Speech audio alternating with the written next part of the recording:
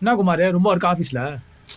ஒர்க்லாம் இல்லைடா, அதான் சொல்லியிருந்தேனே பிரீத்தி வீட்டில் ஃபங்க்ஷனு. டே குமார், வீட்டுக்கே போயிட்டியா? அற்புதங்கள்ரா.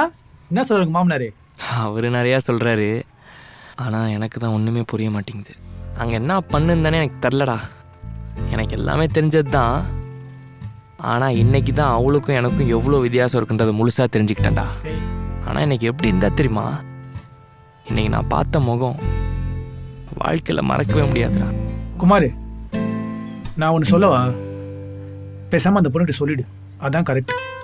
இப்பயாவது பேசிட்டு இருக்கா, அதை பண்ணனா அதையும் நிப்பாட்டுருவா. ஏய் அப்படி இல்லடா, இப்போ ரெண்டு பேருக்குள்ள ஒரு ஒரு வைப் இருக்குல்ல, அது நீ சொன்னா மட்டும்தான் கொஞ்சம் மாறும். இங்கே மட்டும் ஒரு ஜிப் இருந்துச்சுன்னு வையேன், அப்படியே கையை விட்டு மனசை எடுத்து கசக்கி தூக்கி போட்டு சாவடிச்சிருவேன். ஏய் ஜிப்பு கிப்பு எழுந்து வாடா, வா. டேய் எழுந்து வா, எந்திரி. சும்மா பார்த்து வா, வெளியே போயிட்டு வா. சரியா வா.